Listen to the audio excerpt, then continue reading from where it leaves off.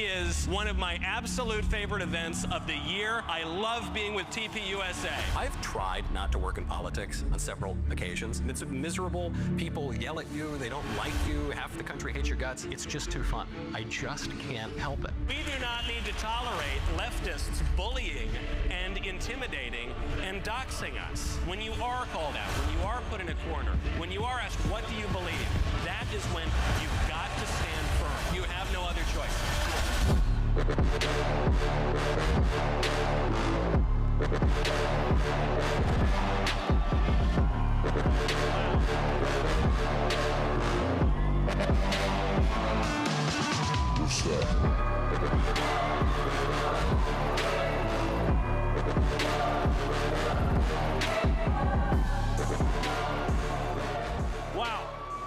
Wow, I really have got to thank Charlie and TPUSA for letting me smoke my Mayflower cigars backstage. That was so nice. Wow. Thank you so much. It is great, as always, to be here. I want to thank all of you for making the journey from all across the country. How many of us are there in this room? Do we know? I heard 15,000. I heard someone told me 20,000 American patriots are in this room. 20,000, can you imagine? 20,000 people is a lot of people. That is almost as many people as Joe Biden has let across the border since breakfast. 20,000, unbelievable. The first time I spoke here, this was some years ago now, I think there were about 3,000 attendees. Next time I spoke, I think the number was about 5,000. Now, my wife keeps being inconveniently pregnant around this event, so I've had to miss a couple here or there. But this is really, really big. 20,000 patriots fired up, excited about the future. And I think I know why. I think I know why this is the biggest America Fest ever. I think it comes down to 3 words. Because we won.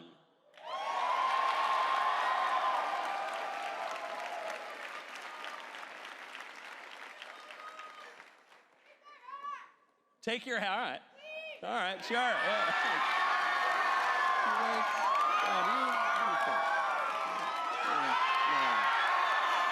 No, I don't. No, I'm sorry, I can't. I derive about 90% of my power from my hair, so I can't cover it up with the hat. I can't do it. Oh, thank you for letting me try on that cowboy hat. Howdy, howdy, howdy. I'm so exhilarated, that's why. Because we won, and we didn't just, win, we won everything. We won the presidency, of course, with the popular vote for the first time in 20 years. We won the House, not that you would know that, but we won the House. We won the Senate. We already had the Supreme Court, but now we can likely expand the conservative majority, and maybe we can expand it by a lot. Because before the election, you might remember, the Democrats were talking about packing the court. You remember that? And they were talking about adding a bunch of justices to the 9 that we've had for a long time, maybe 10, 12, 15 justices. And these days I'm thinking, maybe we should consider it. Do you think that's a good idea? Maybe, I don't know, before the election, I was very, very opposed to the Democrats upending 155 years of judicial precedent. But these days, I don't know, maybe in the spirit of bipartisan unity, reaching across the aisle, President Trump should take the Democrats up on their offer. We can add 50 or 100 justices to the court. They can all be little clones of Justice Alito and Justice Thomas. I think that sounds great. But we did not just win all of the chambers and all of the branches of government. We also won huge swaths of voter groups that typically vote Democrat. We won people that they say we can't win. The left wants to pretend that Republicans only ever get votes from white men. And we love white men. You know, we love our white guys, don't we, folks? We love them. They're great. We're great. I'm Sicilian, so it's always a margin call. But But what about the other groups? We also won almost half of Hispanics. We also won 1 in 5 black guys. That's a group that Democrats have relied on for decades. We also won married women. Where are the beautiful married women in the audience? Oh, that's great. Married women and future married women out there. We also won, I think it was what? Most women 45 and older. We won 44% of women under 45. We won 40% of women under the age of 30. That is the most Kamala group. Look at those women.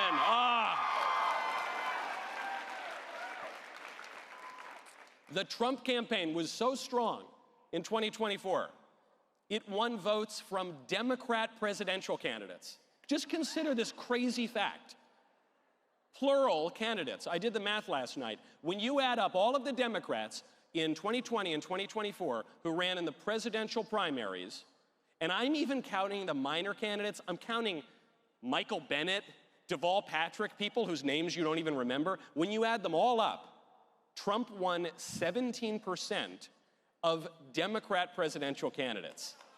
That's a win.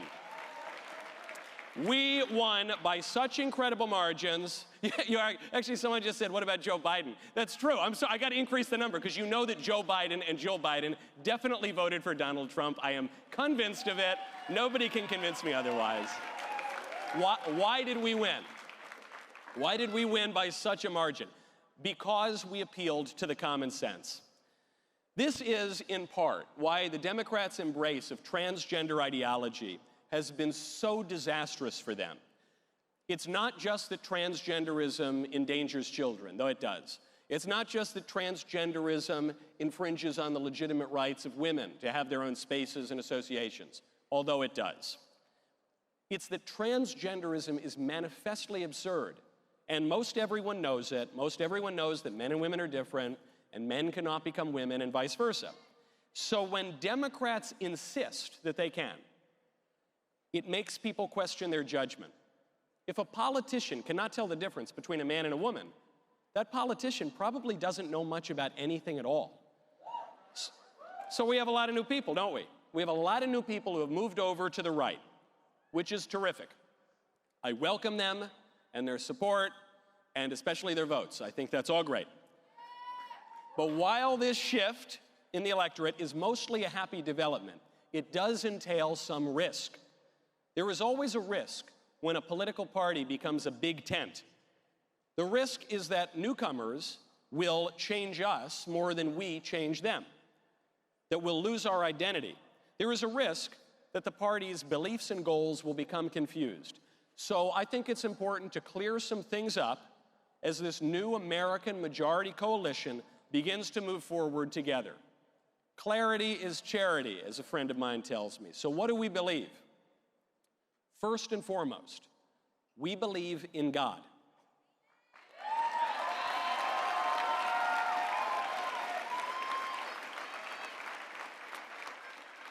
We believe in God for many reasons. Religious experience, revelation, the incarnation of our Lord, which we'll be celebrating in 5 days.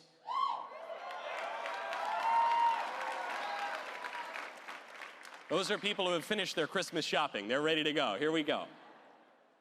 But even beyond revelation and private experience, we believe in God because his existence can be known with certainty from the created world by human reason.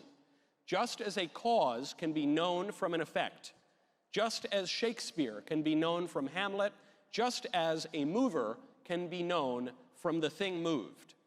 Belief in God's existence is not a matter of subjective opinion, any more than belief in calculus is a matter of subjective opinion. I might not know very much about calculus. In fact, I don't know almost anything about calculus. Until I was a teenager, I did not know that calculus existed. But it does. Our ignorance of a subject is a problem for us, not for the subject. The men who built our country, the Pilgrims on the Mayflower, which is a great cigar brand, by the way, I may have mentioned, mayflowercigars.com. You have to be 21 years old or older to order, some exclusions apply. The Mayflower, the Founding Fathers, the framers of the Constitution, all the great men who have built our country understood that God exists. That fact constitutes the basis of our whole country. Thomas Jefferson grounded the Declaration of Independence in that fact. John Adams declared Christian morality to be the principles on which independence was won. Our first national holiday was a day of thanksgiving to God. In God We Trust is on our money and in our national anthem. More than anything else, America is predicated upon a certain conviction in the existence and providence of God. The reason this really matters, obviously it's probably the most important question, but the reason this really matters for us in politics is by knowing something about God, we can know something about ourselves. Namely, that we are made in the image of God. We don't know these days, what is a man, what is a woman? We can't figure this out. It's because we doubt the existence of God, of the font of truth and goodness. Once you know God, now we can know something about ourselves. What does it mean to be made in the image of God? It means that we possess intellect and will. We can know things and we can do things. Lesser animals do not have intellect and will. They have only instinct and appetite. They can't reason and they can't control their urges. That is why we don't put pit bulls on trial for biting people. But we're different. We can reason. We can know something about the truth. We can know something about justice and be held to account by judges when we commit injustice. That is at least how it's supposed to work. But we can abuse our will and our intellect. We can do things that we know we shouldn't do. We can let our appetites run away with our reason. And as we behave in disordered ways, our intellects become darkened. Pretty soon, we can't tell the difference between a man and a woman. The Founding Fathers warned us about this explicitly. They warned that if we abuse our liberty to licentiousness, that we would lose the whole country, which is why they instituted laws to discipline our appetites in accord with reason. Because politics can be downstream of culture, but the law is also a teacher. And there is no neat way to separate politics and culture. Which is why we cannot help but legislate morality. You sometimes hear the libs and the squishes. They say, we can't legislate morality. I've noticed that the people who say that are usually doing something immoral. It's kind of funny how that works. But forget about who's saying it. The phrase itself doesn't make any sense. All laws legislate morality. All laws delineate between right and wrong. They are enforced by a system of justice. Not only can we legislate morality, we have to legislate morality because that's the only way to legislate. But who's to say what's right and wrong? Us, I guess? Don't we live in a self-government? That's the whole premise of self-government, that we the people say what's right and wrong. We don't decide what's right and wrong. We perceive what is right and wrong using our reason, and then we enact laws based on our conclusions using our will. That is not my personal prescription for how the country should work. That is a basic description of how self-government must work by definition. So what kind of laws should we pass? Well, the most basic law, the first precept of law, is to do good and avoid evil. And how do we know what's good? Through the use of our reason, which is grounded in truth. Good law is necessarily grounded in truth. Laws which insist that there is no difference between a man and a woman, be it in bathrooms, be it on sports teams, be it in marriage, are necessarily bad law. Laws which demand that we not enforce the law at the southern border, say, laws which violate the principle of non-contradiction are necessarily bad law. Laws which say that babies aren't babies are bad law, not because they offend my personal sensibilities and preferences. They are bad law because they contradict the truth, and law is an ordinance of reason for the common good. Goodness and truth go together. We describe our country at its best as a nation of laws and the land of the free. Law and freedom are not in opposition. On the contrary, law and freedom are mutually dependent. Good law helps us to be free because the truth makes us free. Bad law law grounded in fantasy and vice, promises us freedom. But it turns out to be the freedom of the heroin addict to poison himself. It's the freedom of the lunatic to jump off a roof. It's the false freedom that amounts, in fact, to slavery and death. Goodness and truth are often lumped in with another transcendental, beauty. One of my favorite laws from President Trump's first term came to us toward the end in the form of an executive order called the Make Federal Buildings Beautiful Again executive order. I loved that executive order because I hate ugliness. DC has so many ugly buildings. They have beautiful buildings too, but I hate ugliness and I love beauty. But I also love the executive order because it implied that beauty is not merely in the eyes of the beholder, just as goodness and truth are not merely in the eye of the beholder. There are objective standards. We can know something about them using our reason. And because our reason is imperfect, we can avail ourselves of the wisdom of the ages to see what our civilization has most consistently and most successfully upheld as good, true, and beautiful. We are not isolated individuals who just fell out of a coconut tree, to quote Kamala Harris. Do you remember Kamala Harris? I barely remember Kamala Harris. But that was a good line of hers. We don't have to go it alone. We don't need to reinvent the wheel every generation. We are a social creature and the political animal. The fundamental political unit is not the individual. It is the family. That is why the left spends most of its energy and time and money attacking the family, trying to redefine the family as if that were possible, convincing people to kill the fruit of the family through abortion, discouraging people in the name of careers or independence or climate change from starting families in the first place. Because family is what politics boils down to. If you want to be on the team, that's what we believe. There are lots of other things you might believe too, but those are the basics. Those are the non-negotiables.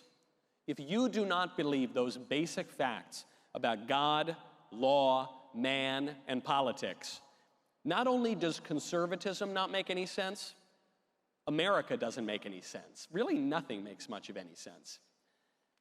That is the basic stuff you have to believe. But even that is not enough. Because it is not enough just to have ideas. Ideas, guys, are a dime a dozen. I don't care if you've memorized the collected works of Aristotle to Edmund Burke, every political thinker in between. If you are living a life disconnected from those ideas, you have wasted your time. You should have been doom scrolling on TikTok instead. At least you would have laughed. Would have had the exact, cheers for TikTok. Cheers for doom scrolling. That would be a better use of your time than learning all of this political truth and not doing anything about it. In politics, ideas are worthless if you don't put them into action. I am sick of hearing about the death of the West from people who refuse to get married and have children. We have had a below replacement birth rate for 50 years. You want to whine about the urgent need to have kids while you're filling up your shopping cart with another box of condoms? Save it. I don't want to hear it. Keep your mouth shut. That's fine. You obviously don't mean it. I'm sick. I am sick of hearing about the erosion of morality from people whose favorite hobbies involve doing drugs and watching porn. I don't want to hear it.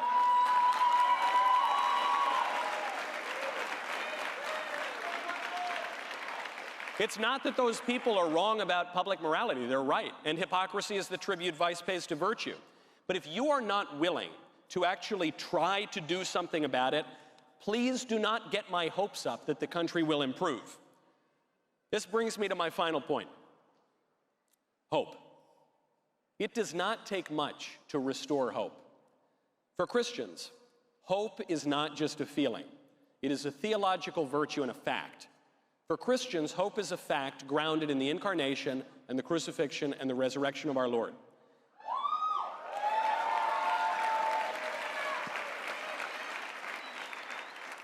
Even for non-Christians, it does not take much to restore hope, because we're mimetic creatures.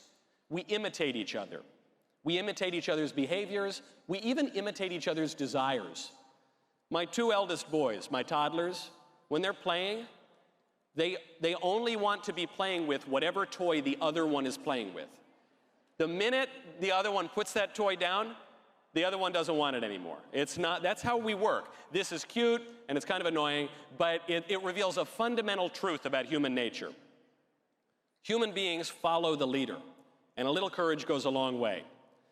When a guy stands up against a corrupt political establishment, when he stands up against their lies and their lawsuits and their bullets, people take notice, and they start to stand up too.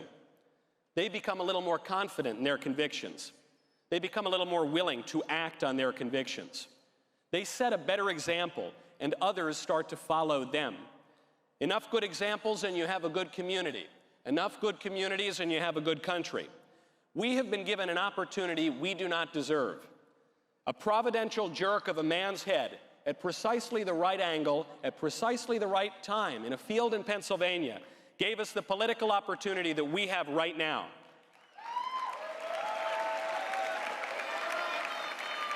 When that man stood up, bloodied but alive, he demonstrated courage and conviction. If we follow suit, we will have a great country again. Thank you very much. God bless you. God bless America. Thank you. Thank you. Thank you. Very kind. Thanks so much. Thank you.